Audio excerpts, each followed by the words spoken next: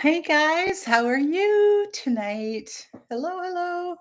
It is light outside and it's going to stay light the whole hour because of the time change. So we're good. Dave, look at you up here first. Patty, hello. Kiri, Alicia, hello, hello, hello, hello. Hello. How is everyone tonight? I am like warm. It is. I just got home from meetings and appointments and errands and everything for like the last 6 or 7 hours. No, when did I leave home this morning? 10:30. So anyway, um, so I've just been like running around like crazy. But of course, it was like, what was it, 30 degrees when I left. So I've got a thermal shirt on. It is now. Come on. Oh, we're down to 66 degrees. I got in my car after getting out of Walmart, and the temperature of the engine, not even inside the car, but the engine said 82. Like, it's March 11th.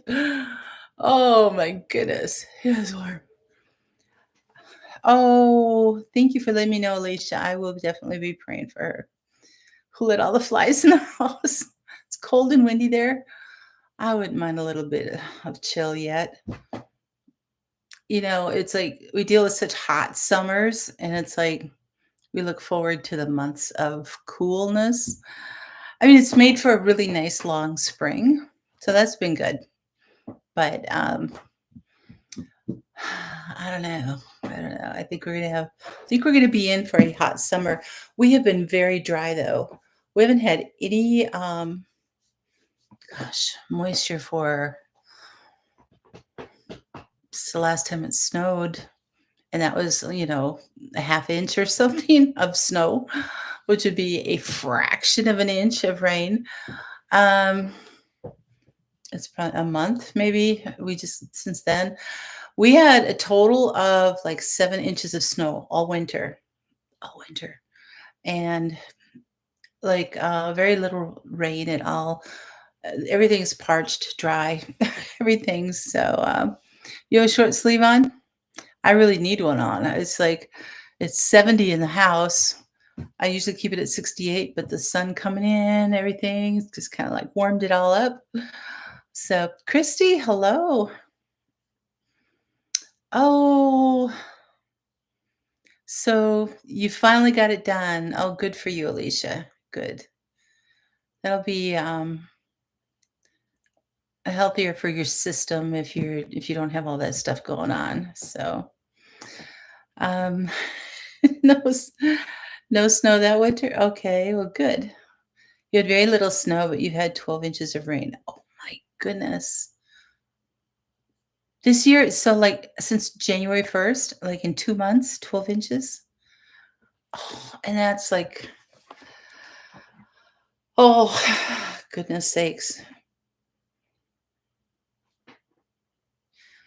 That doesn't include your snow. The other thing I saw your pond that your beavers made, but so I kind of keep track of things with Lumna Acres, because you're kind of in that region. And yeah, you guys are still really wet up there. You open your bedroom curtain to let the sun in. Oh yeah, it certainly does. Normal snow, cold was deeper. Yeah, this is what El Nino does though for us is we mild and um, low precipitation. So I'm just saying they keep teasing us with it's off now. They were teasing us for like Wednesday and Thursday. Ooh, 30% chance of rain. It's not. They took that off now. So, but by Sunday we're back down into 31 degrees with a low of 19. So today it looks like the warmest day. Well, tomorrow's still supposed to be 60, but yeah, we hit 70 something easily. Easily, easily, easily. So you guys are so great. Even clearing wild blackberries and saplings. Oh, yeah, the ticks. Oh, I know. That's why I try to get stuff done in the fall so that I don't have to go into the trees and the bushes and stuff like that in the spring. Because, yeah,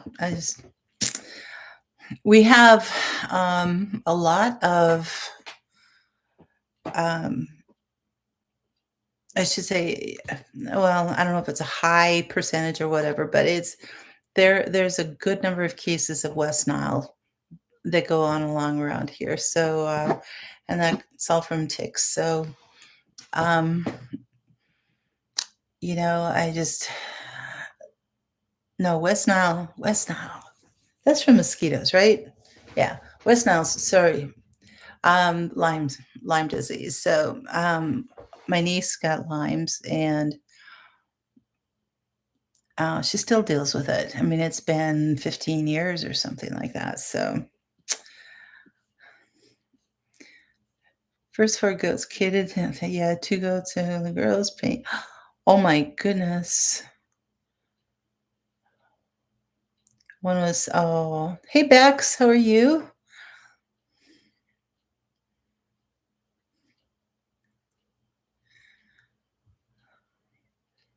Had only girls painting at quads. Wow.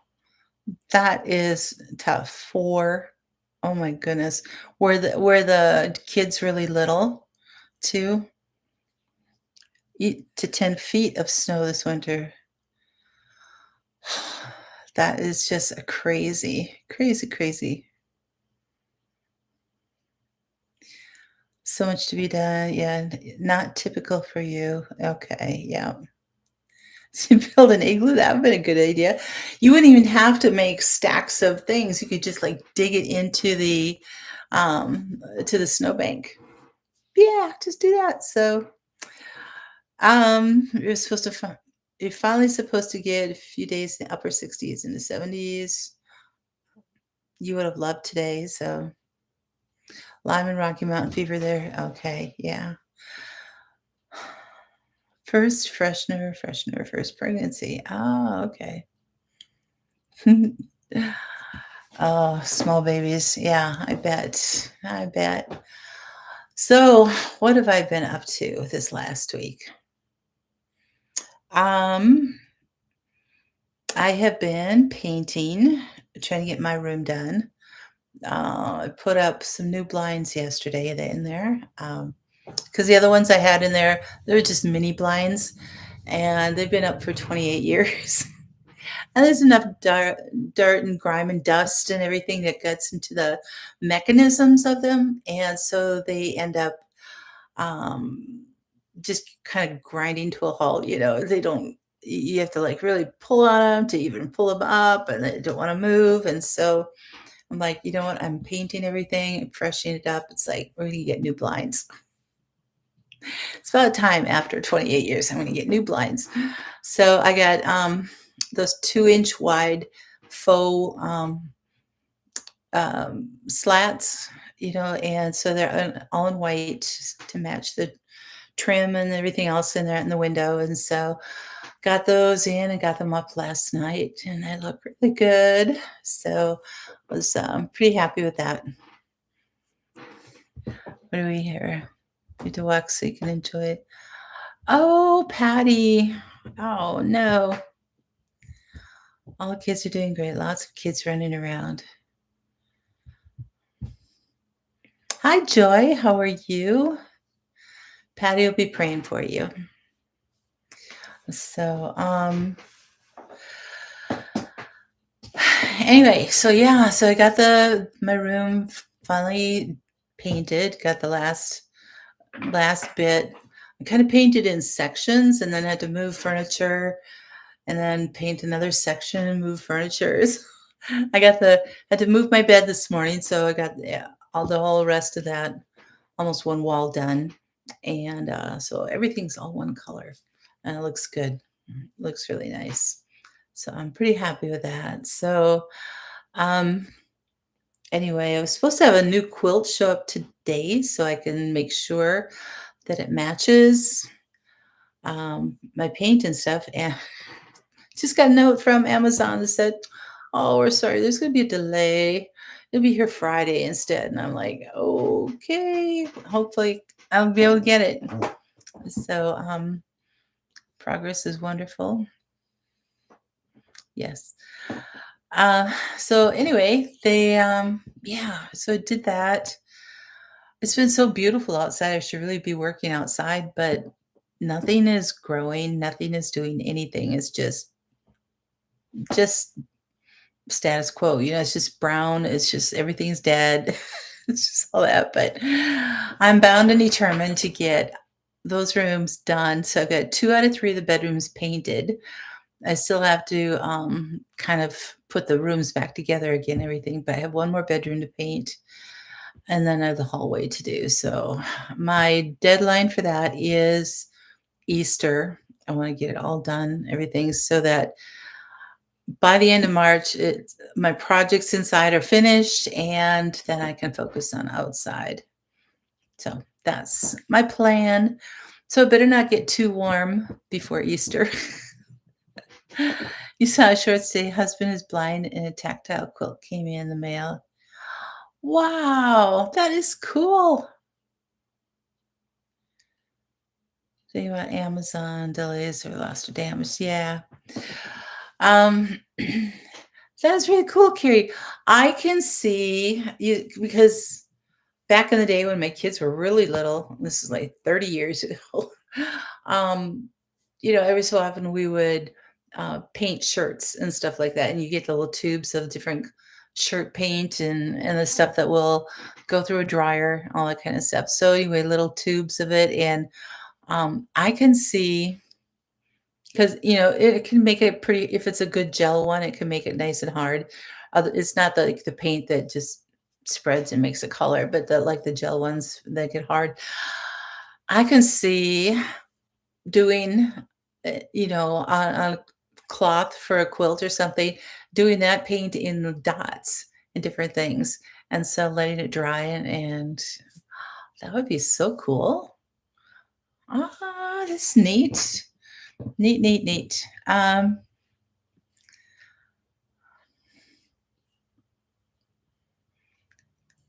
gel injections. Oh, I missed something then, Patty.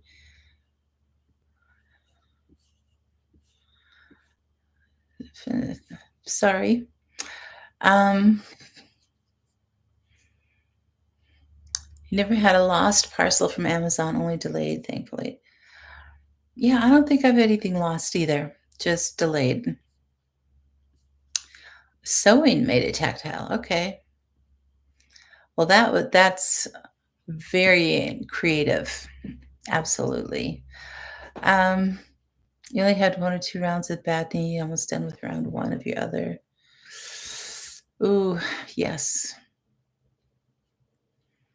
Oh, Caitlin, that sounds like fun. Even though you're stiffened up from working at, you can still see and hear, even if you're not as good as you used to. Yeah. So, what else have I been doing? Oh, I have a retreat that I have to this is the 4th year in a row I've done them. I think you guys remember that do all the music for it for 3 days in a row, and I am not ready for this one at all. I don't have my fingers ready. I don't have my voice ready. And it's a lot of singing and playing, and I'm tired. I only had like 4 hours of sleep last night as I woke up at like 5 o'clock, which was really 4 o'clock with the time change. And my mind was just going of all the things I needed to do. And I had a big business meeting today, and then finishing the rooms and doing all this stuff. So my mind was just going, and I couldn't get back to sleep. So anyway, I'm tired. So if my eyes are all red and blurry, oh, and then I had to get a hearing test, and from my audiologist, and you're locked in a room that's got all this equipment and stuff, and they've got stuff plugged in, so they're like beeping stuff and then talking really gently, and I was so tired, and I probably fell asleep a few times and didn't hear the beeps that were going. I think that's what happened. So my scores were pretty low. Like, "If you want to, you can get hearing aids." And I'm like, "I don't think I'm that bad." So, anyway, I was just, like, so tired. It was an hour. It was an hour of sitting there in this chair just listening to this, and some of it was, like wind sounds and then little beeps going, and you have to, like, focus in on the beeps, and it's like and then there's, like there could be a minute pause between them, and I start thinking about the meeting that I just had and the different things, and I start drifting, and it's like, it's not loud enough to kinda wake me up. S Oh, so I know. So it's Oh, yeah, so because I told her, it's like, "Oh, I think I'm falling asleep," and she goes, "Oh, no, you can't do that." She said, "That'll skew the test." I'm like, "Well, make it a little more interesting then, so I don't fall asleep." Oh, but anyway, it was so if you start hearing me snore, then that's a problem. Sleep yeah. How did you win? Oh, you won. Kira, you just win so much stuff. That's so cool. Um, you see a doctor for my had to have a hearing test every year. Okay. So, and it was mostly after we had that scheduled because after I had my altitude sickness, and I had lost hearing in one of my ears and or most of it anyway. And so that because I had a burst blood vessel in my ear and anyway, that all cleared up. But he was like, we should really schedule a hearing test just to make sure that everything is okay from that. So, and the, so, so we'll see. So I'm gonna have another one in a year. So we'll see if that's any different then. I'll have to make sure that I get plenty of sleep before I do that one. Uh, so Garden State Gardener, awesome. Oh, curious a question. I thought you were just saying you had a fig tree. Sorry. You won some fig trees. Got a text yesterday is now in the mail. Should I plant pots first? I think Patty had a good answer then. She said if you don't have a spot ready, plant them in the soil first. They do well in containers. I think you mean if you don't have a place ready in the soil, they're okay in the containers, right? Um, Eventually, where should you plant the trees? Fig trees? I don't know. Oh, Christy, that's very cool. So you'd have to research to find. I don't know because I've never planted fig trees, so I don't know if they need shade or how tall they're going to get. Um, I think they get pretty big, don't they? If they need more, although you're in dry, rocky soil, so you can't really find moist areas, but they like full sun. Okay, a sunshade. You're afraid of wild animals.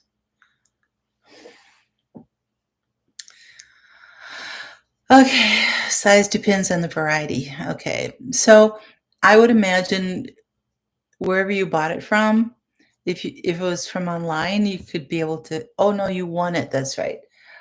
There should be something that'll say once it comes, that you can see it, but I would say if it's a root ball that, has burlap and stuff around it, if it's really good or however it's packed for shipping, just make sure that that's moist before, while you're trying to find a place and to dig that so that at least it has something in there to keep that going. So, you're 100% happy with yours 6 years later, still doing great. Awesome. Oh, that's wonderful. That's good. Uh, um, so yeah, kind of that's just been the status quo. I haven't really done, like I said, anything outside, just still cleaning and purging and upgrading inside. So it's I'm doing a little bit better on my weekly schedule for my my room rotation for cleaning and stuff, and it's actually been pretty nice. So I'm trying to incorporate it in the morning. I've been doing that the last few days, and that works really good. So, um, just spending like a half hour, and that's what I give myself. So even if I'm not done with the room, it's like, okay. So, like Saturday was my day for my office here, and I ended up getting through some stacks of paper and different things, and dusted and vacuumed. And that was so helpful. And it's like now I can walk by it and go, oh, that's done. It was just like, I like it. It's good. So, and if I don't get to that room on that day, I'm okay with that. It's like if I have time the next day to catch up on it, I will. Otherwise, it'll come around the next week, and a little more dust is not going to hurt. So, anyway, that's just kind of where I'm at. And but it has given me a little bit of structure, a little bit more order, and different things, and that I can get that little bit of cleaning done, and it feels really good. And I just like Monday is supposed to be the bedrooms. Well, I was moving things around and painting and doing stuff, so I worked in the bedroom. Just did other things, not necessarily cleaning, but I did that. So I think it's doing really well. Your aunt had a fig tree in her backyard of a rented house. School that tree was 200,000 feet tall. Yes, that's what I remember. That they get pretty big. I think. You got one raised bed. Wow. Yay! Oh, good, Kiri. And another one made good progress last week. Half a bag of mortar used. You are doing so well. That's so good. Um, so we were talking about, it's been what, 2, 3 weeks or something since we were here, and we were talking about the quinoa pods. The last time was spinach, lamb's quarters, and good King Henry. So if anybody missed that and you want to hear about those, go watch that last one. So today, okay, Alicia's yelling at you, Kiri. Today we're going to talk about beetberry. And I do not know what beetberry is. Does anybody have you used beetberry? Have you grown it, harvested it, used it for tea? What are you doing? So anyway, I will give a little explanation on it. So beetberry is native to Southern Europe, where it is often considered a weed. The small plants produce numerous flower clusters on a short stem. Orangish red fruits develop around tiny black seeds. The fruits are sweet but lack any real flavor. In some regions, the fruits are called strawberry blite, Blite, although any resemblance to strawberries seems limited to color. Beetberry is primarily wind pollinated. Different varieties, if grown in close proximity, would likely cross pollinate. Isolation distances are unavailable. You have, oh, there you go. It's two E's, like beet, like the beets that you grow. So beetberry. Um, Mature seeds can be saved from fruits which are bright red or orange in color. The tiny soft fruits are easy to crush with either fingers or the back of a spoon. The addition of a small amount of water will cause the pieces of the fruit to float and the seeds to sink. How easy is that to get them out of there? You pour off the water and the pulp, drain the seeds, and set them out to dry. Care must be taken to ensure that the extremely small seeds do not pass through kitchen strainers.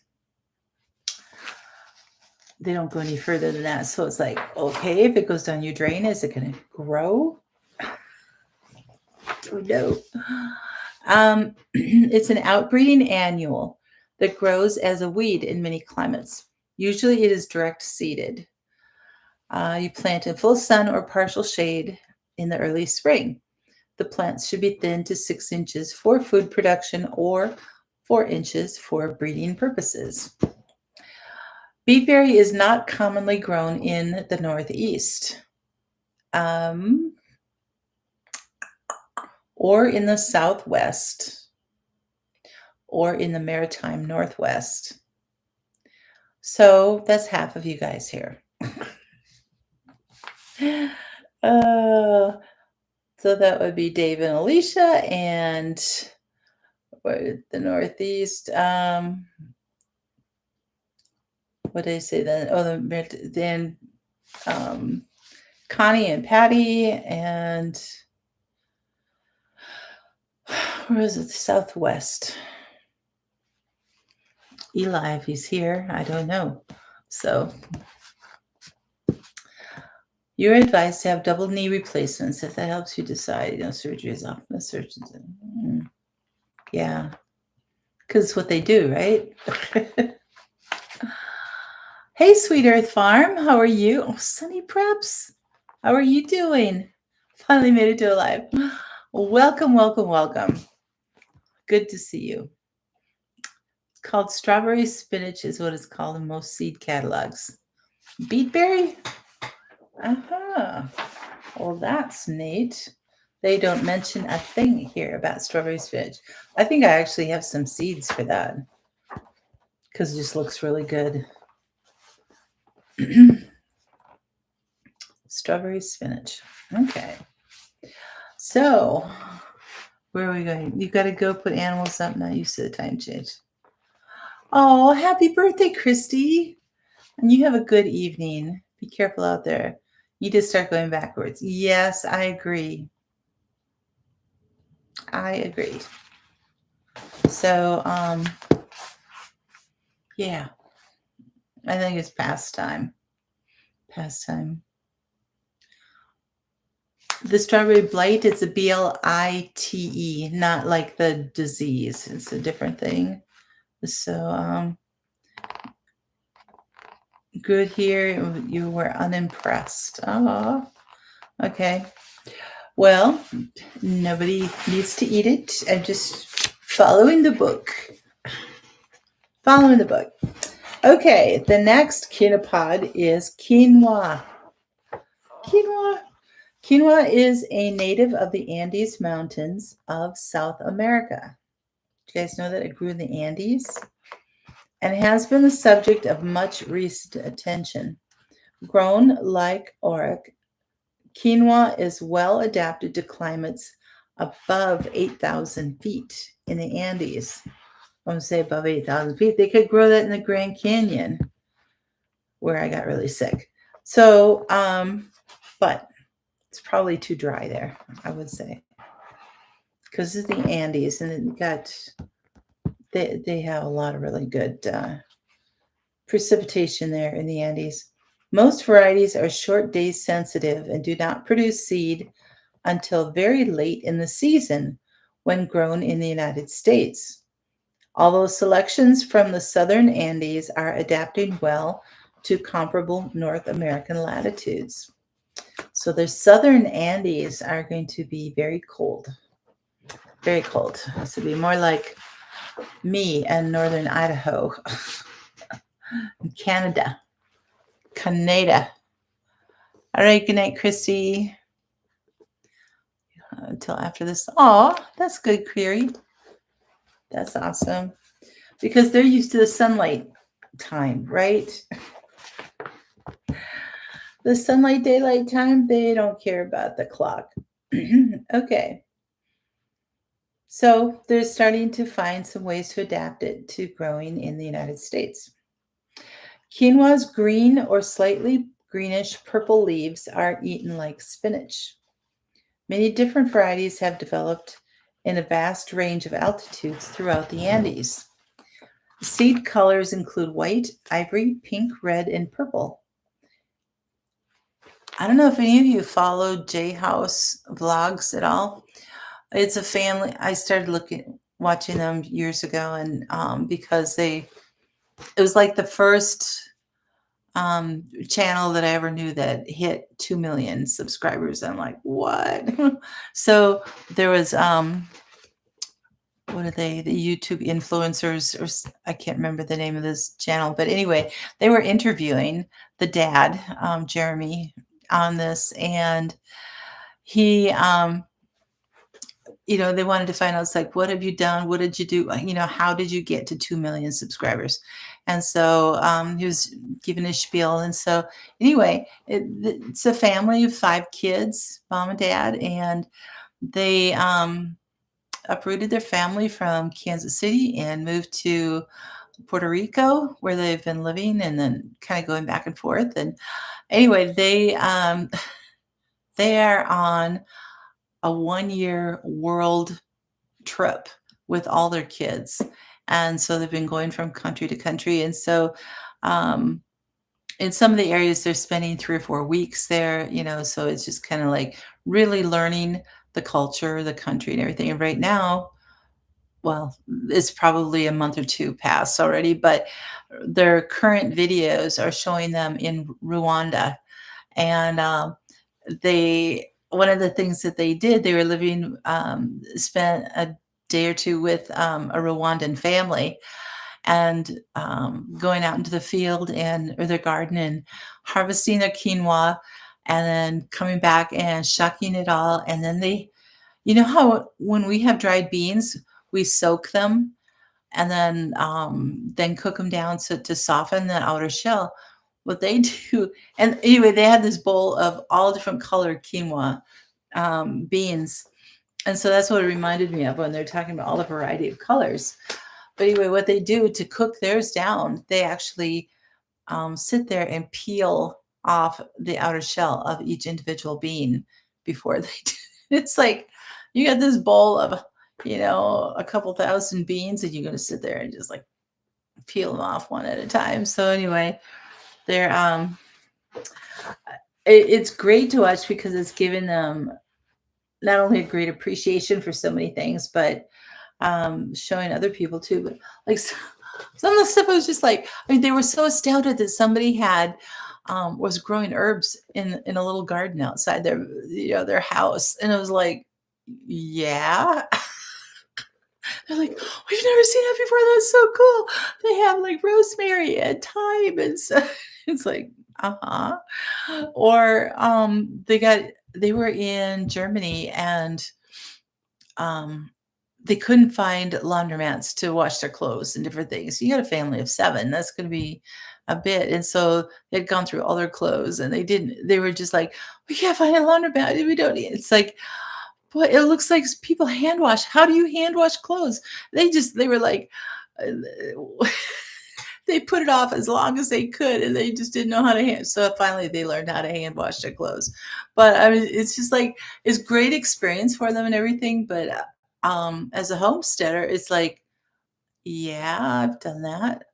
It's like, I learned that skill. Yes, I do that. Yes, it's like, so it's really interesting to see that. So quinoa and some colorful bloom stalks. Ooh, that would be fun. Went to a church potluck yesterday, and a woman from Japan made a dish that used some type of rice that was purple rice. Cool. I love getting different things like that and getting them. That's really fun. Botanical Interest Seeds and Peaceful Valley Farms, as well as True Leaf Market, has seeds for quinoa. Okay, awesome. Similar to Japanese rice, but slightly different. It wasn't full of herbs, so a tad bland, but good. That's true, Joy. That is true. They were the video they had up. Was it last night? I think it was. They put up. They watched. Um, one of the kids had been having a lot of trouble with uh, some intestinal issues from the food that they ate, and so it's either the food or the water, whatever ends up, and so it was then starting to kind of spread through the family. They're like, we now have like 3 or 4 out of 7 of us that have diarrhea and running all over the place. So, yeah, they're keeping it real. That's for sure. So, but it's really really interesting how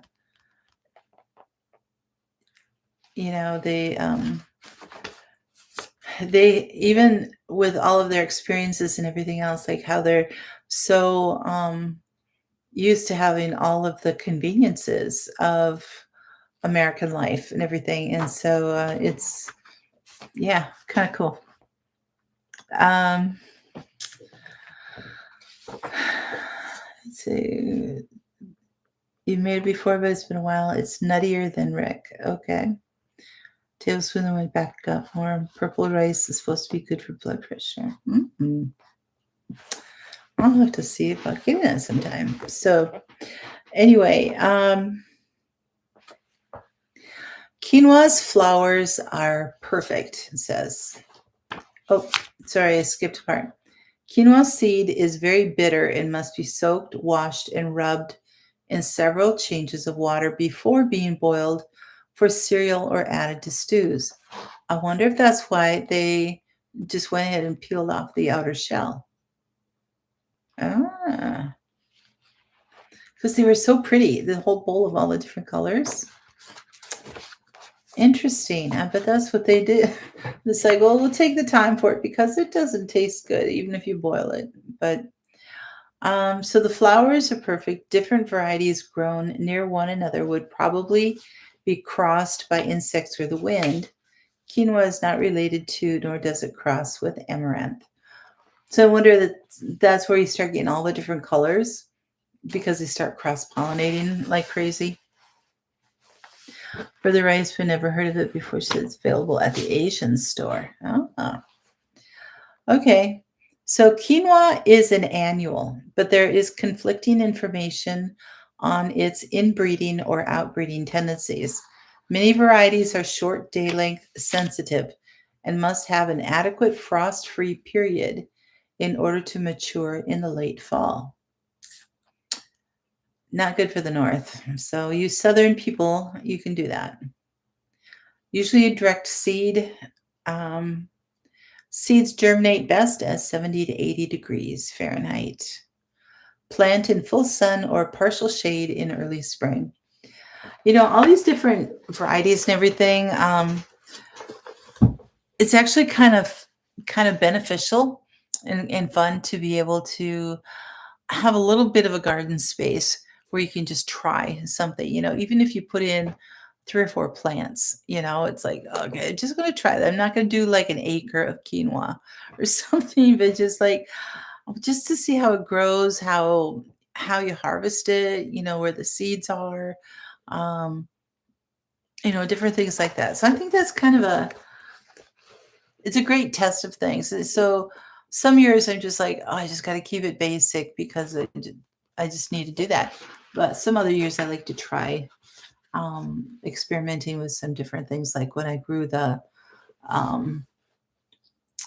purple peppers, and that was really fun. And then the red Japanese carrots and different things like that. So it's just kind of neat. Purple rice comes from Japan, so my guess is that other name is what the dish was, maybe. Okay, there you go.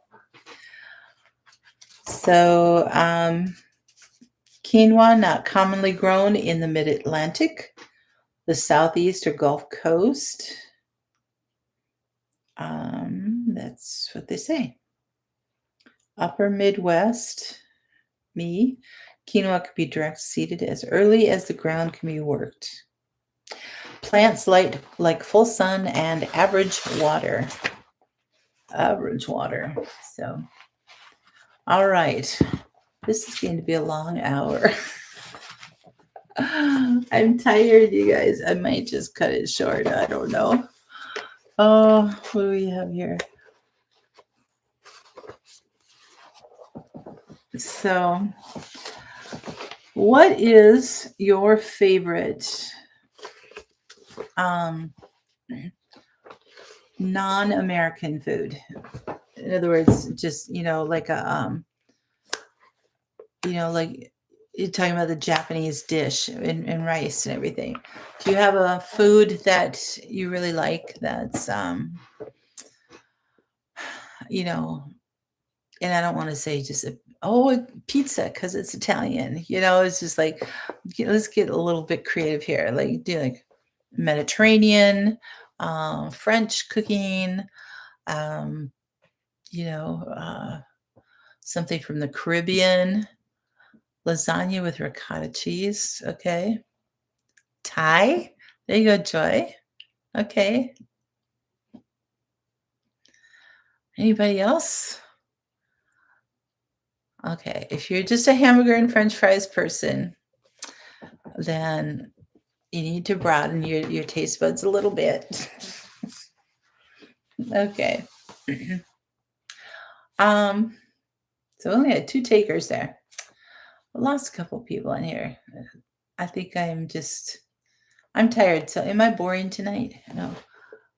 Just made a vegetarian korma. Wow. Well, hello, Mal. So we're going to start a new family here. Danabi. Wasabi. Danabi, wasabi.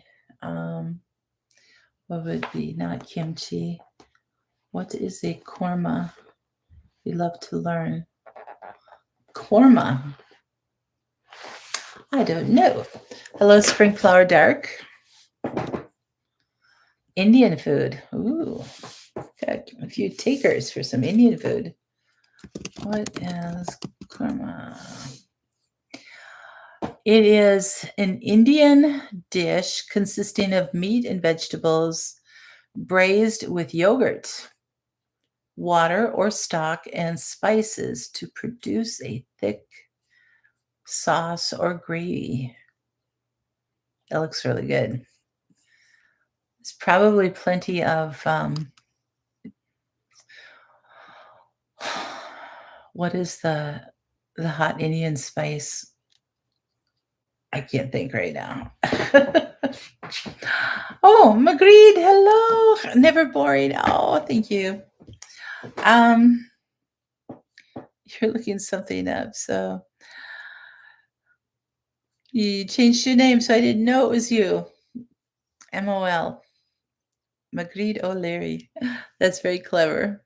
That nobody else out there has that. That's very, very good. You've had Dharma. It's pretty good. Curry. There you go. Thank you, Joy. Curry. Yes. I don't think curry likes me very well. So, and it's not the spice, but you're really behind. You like Tex-Mex, Indian, American, lots of varieties. Okay. Oh, Kira, you might want to refresh your page then if you're that far behind. I had my main experience with Indian food was when I was I'm the second oldest of 6, and so the 5 oldest of us went with mom and dad on a trip to Washington D.C. and Virginia. And it was a historical type of trip. All of the president statues, the Smithsonian, and all of that kind of stuff in D.C. And we would every night we would go out to eat at a different nationality restaurant. And so we had, French one night, Italian, and So we went to an Indian restaurant, and the restaurant was called the Taj Mahal, and so, they had, little miniature Taj Mahals there and everything. So I don't know if you guys have ever been there, but anyway, in DC, and I was 14 years old. Okay, so anyway, we we get in there, and there's another couple Indian families that are sitting around having their dinner and just being very very genteel and elegant and everything else. And here we're sitting down and we start eating the Indian food, and because they're asking us like, well, what level of spice do you want or anything? And I think my parents said either mild or not even medium, but I think they said keep it mild. Well, it was still like it was so hot. We had they kept bringing pitchers of water, and I'm just like, it's just, it was so hot. And the other families sitting over there and just kind of like looking at us, like, oh my gosh, look at this wimpy white family. You know, it's like, oh, but so it was like, you get that first thing of experience of Indian food, and it's like, yikes. And so it kind of puts you off for really trying it again. I don't know. But anyway, I've tried curry and like some eggs and chicken and stuff like that, and it just hasn't agreed with me. So um Deb, hello, hello, hello. Well, Kiri, I'm so glad that you're back on track here. So so what do we have? Indian curry can be spicy, yes. Um Deb, hello. Just a few minutes. Oh, well, that's so sweet of you. Thank you. In grade primary, you had a fun day where the parents brought in their international foods. You love the Indian. Oh, that's awesome. You love it when the Japanese woman brings different dishes to the potluck. It is fun. It's like instead of expecting her to bring American food, just like, ooh, what do you bring? So, yeah, the spiciest you eat is mild burritos and tacos. Middle Eastern food is one of your favorites. Nicola's has delicious food. Their owner seasoned the lamb for a Middle Eastern festival in your neighborhood. Ooh, ooh, yes. The best lamb I ever had was from Greece, the Greek lamb. It's just like they know how to do it because it goes into gyros too. So it's like, I this week I ended up at a pub not too far from me, and I go there once in a while and everything. And they have a good, restaurant and buffet and different things. So anyway, I went in and I just had um, off their menu, and it was just I think they're special for the day or something. But anyway, it was just um, chopped beef and salad and fries, and just kind of that. It was cooked very, very well, but there was like no seasoning in it. It's an Irish family, and it's like, yeah. I think one of the reasons they have such a fiery temper is because there's not enough spice in the food. They've got to let it out somewhere. So anyway, it was just like, I love the owners dearly, but it's like you guys need to put some flavor in the food. So anyway, um, yeah, joy that was even with the fire on the plate. Yes, it was a great trip. It really, my parents did some really great trips with us, and as hard as it is to get away from work and to do all the things, and they we have some great memories of some good, really good trips. So we only had a little bit of Middle Eastern food, so that you're curious to try more.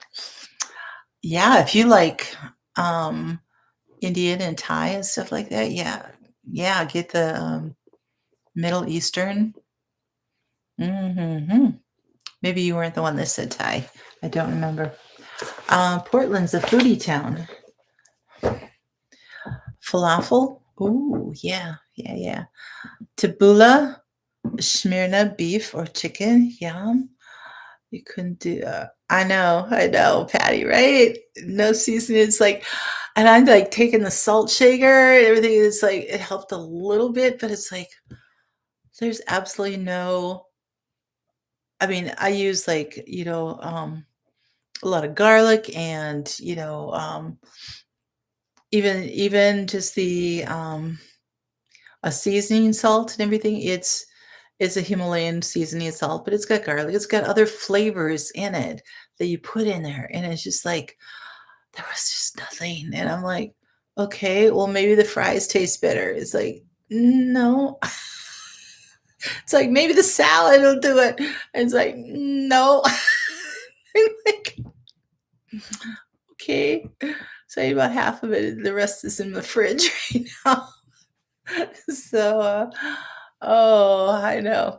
Vietnamese po, when it's made well, is so delicious. Fragrant broth, brisket slice. Yes. Okay. So it's probably that region. And yeah, not see, which is funny because you've got the French kind of in the area. And you'd think that what they would that they would pick up something, but I don't know.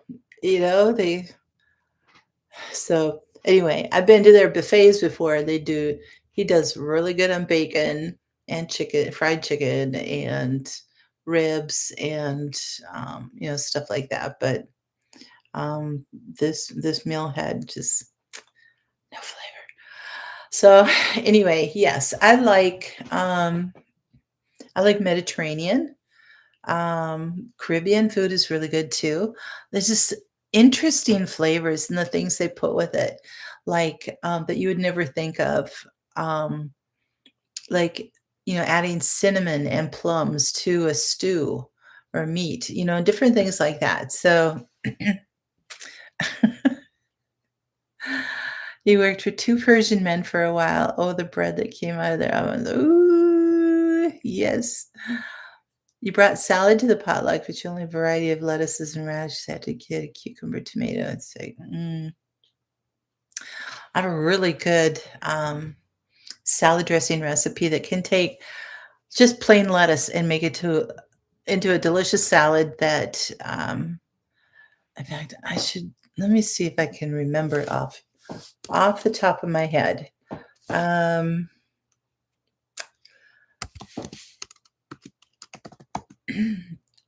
me see, 2 tablespoons white wine vinegar,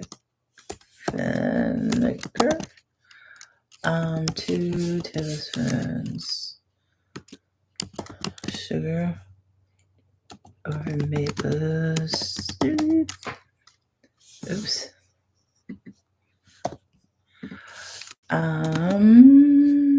1 tablespoon parsley, 3 to 4 drops Tabasco. What else is in there? Oh, I'm trying to remember. I don't remember if this is the right amount of salt. So I'm going to make it low and then you could add more. I think this is it. I need to add a bit of stomach and teaspoon raspberry. I hope it didn't go over.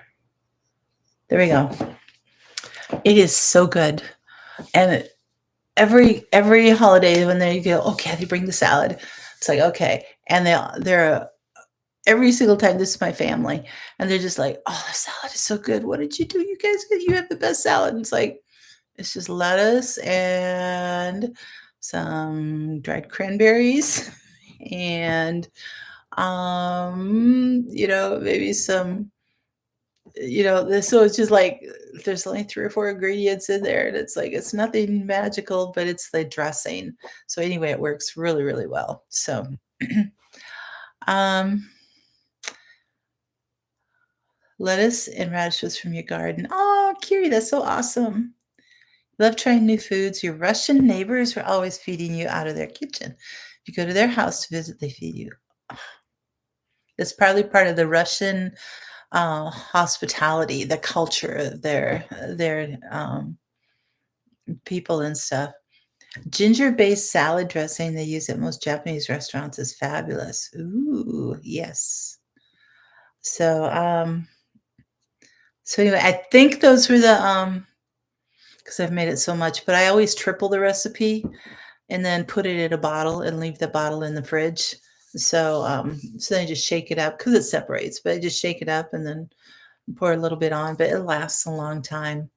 You can't eat it all. That's true. So, but yes. Now I said I use it calls for sugar, but I use and you could use honey, but I like to use maple syrup because it doesn't make it like really sweet, but it adds um, just the right sweetness to it, and it blends in nicely to whereas sugar can leave it kind of grainy and stuff when you're using oil.